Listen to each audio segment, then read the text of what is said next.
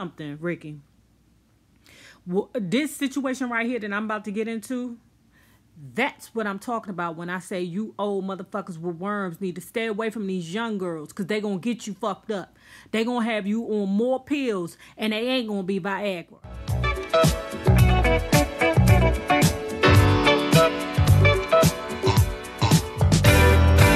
I can't feel myself. I don't want nobody else to ever love me. You are my shining star. He said after Bobby was voted out, he said it felt very weird, but it was pleasant not to have the same problems that they had before, because Ricky Bell said that they would be in the studio, Bobby would be passed out all the time. Bob's solo career, where he was saying that Bobby Brown's first album, King of Stage, sort of kind of came out during the same time that All for Love came out.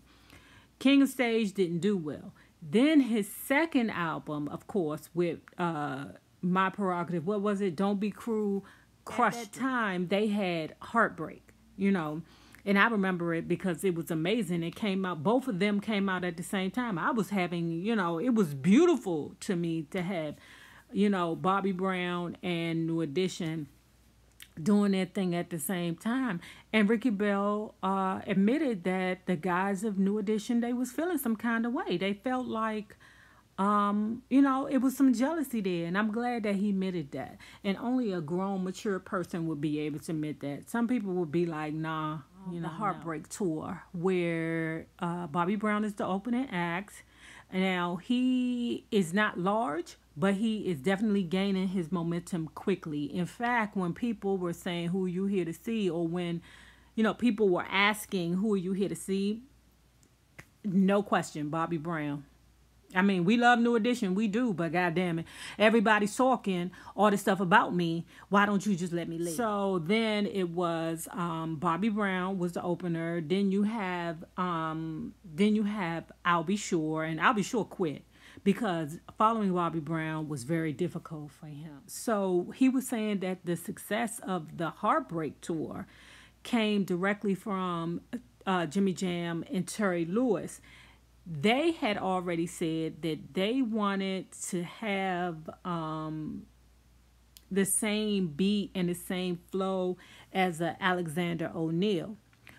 But they were still jealous because Guy and Bobby at the time was the groups or the acts that they wanted to be, because like Guy and Bobby had kind of like this dirty, like grungy, streety type beat, and they wanted it.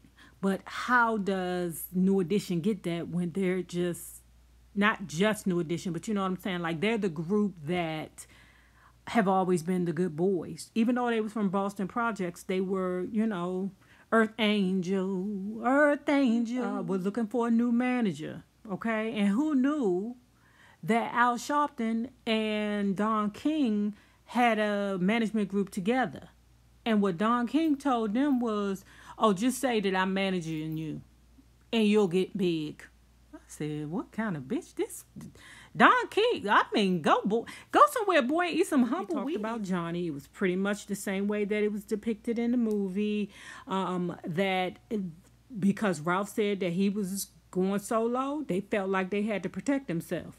Now, the thing about it was, they didn't know that Johnny had a solo deal too. So they knew that, okay, we may have to replace Ralph with Johnny, but Johnny going to be out of here soon because he got a solo deal in the makings through MCA. So then here comes BBD in the same way it was depicted in the movie. You know what, guys? I know these boys are so tired of telling the same story over and over again, because I would be. You hear me? I definitely would be, because when I'm hearing myself talk, it sounds like the same thing that we've heard for friggin' years. Okay? But then we get to BBD, same way it was predicted in the movie. Jimmy Jam and Terry Lewis was like, what you gonna do? So they got with some producers named the Bomb Squad. Now, this is what the deal was then that's not the same now. I mean, now you can pay somebody $175 for a beat and you be good. But what happened was MCA Were they with MCA? I think so, because they sold to MCA. But MCA basically gave them a budget of $350,000. Now that would be a lot of money, but back then that was really no money to push a new group. So they had to go with the producers that they could afford. And at this time, it was a group called the Bomb Squad, who had also did some work for Public Enemy, I think Busta Rhymes, I think Ice Cube. And they were pretty good for the sound that they wanted, or that BBD wanted, right? He also said this little piece of information, that Jimmy Jam and Terry Lewis wasn't involved in the BBD album because they couldn't afford them. Cool. So then we get to Poison, and it was a hit and it took off. Now they're talking about a time where they basically were the trailblazers for fusing R&B with hip hop, and it's true. It's very true. But the thing about it was that back then you really couldn't play rap music on the radio. You had to like bleep it out, and it was definitely like that in the 80s. Definitely something like that in the 90s. Like Spotify, where you can just drop your music on Spotify and people check you out, right? Back then, you had to spend money on videos and put it on shows like Video Soul, MTV,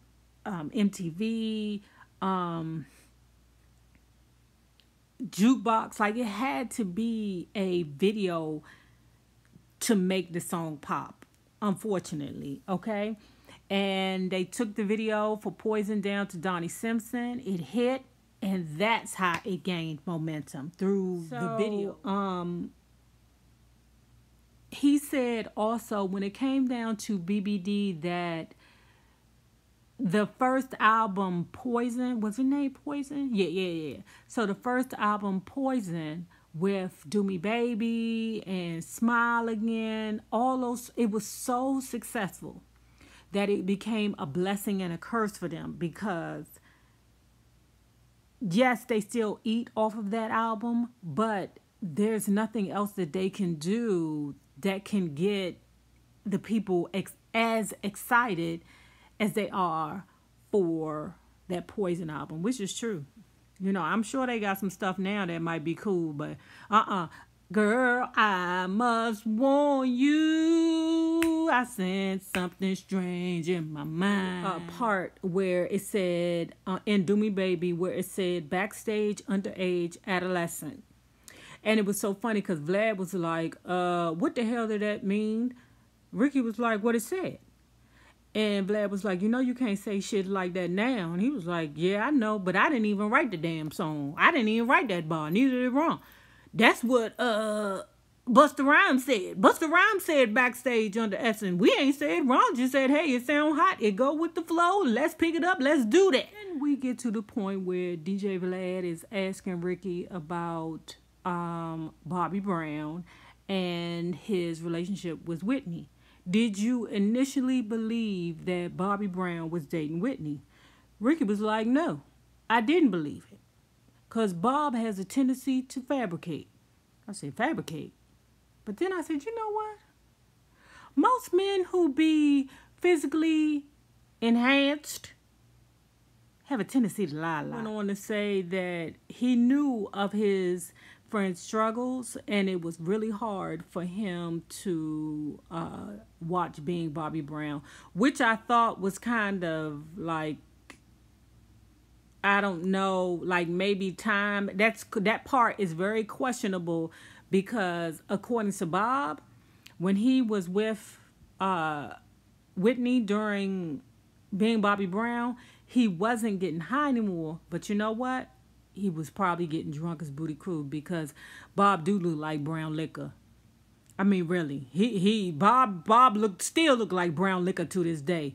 Not smell it, but look. If brown liquor had a face, it would look like Bobby Brown. Where we're talking about Ricky Bell and his struggles with drug addiction. right? So then he said it was right after the Home Again tour where he was having terrible anxiety. It felt like they just threw the tour together.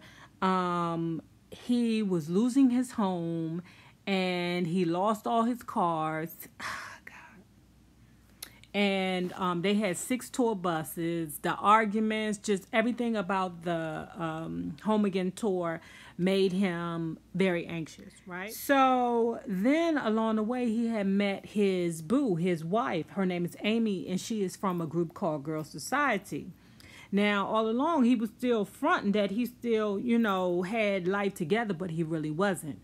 His girlfriend or his wife, Amy, was the person to help him to succeed. She helped him to, her and her mother helped him to move out of the place, out of his, foreclosed home, because his home was in foreclosure. And she just was basically Ricky. Well, this situation right here that I'm about to get into, that's what I'm talking about when I say you old motherfuckers with worms need to stay away from these young girls, because they going to get you fucked up.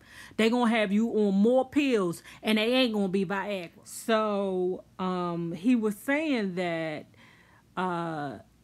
the girlfriend, Amy, and she just a smiling bitch at the time, or the wife, whatever. Amy was like, yeah, I wanted to try E. Ricky helped her get the E, and he looking at her going, "Ooh, you having a good time over there by yourself." She's just like, hey, bitch. So then the same drug dealer that was giving them E pills dropped them a cocaine bag. So the cocaine bag stayed around the house for a minute until they just decided, hey, let's try some of this booger sugar. And before you know it, Ricky Bell is addicted. Now, something else, I think it may be another part after that, but if there is another part, then I'll connect it to this. But as of the time of the interview, he has been clean for 2.5 years.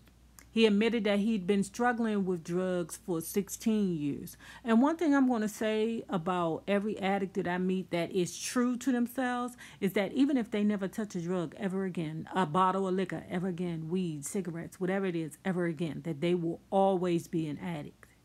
You will always fight that craving to have that piece of candy every friggin' day. I believe that BBD should have a story. I hope they do, because it sounds like theirs would be more fun than New Edition's and Bobby's, to be quite honest, because New Edition was heartwarming and heartbreaking. Bobby Brown's was fun and tragic. BBD, that motherfucker seemed like it's gonna be a world of fucking fun. That's what I want to know about. What the hell is up with BBD? Guys, remember this: the same people you meet on the way up will always be the same people you meet on the way down. Naysayers, my patron loves. Have a good one. Deuce.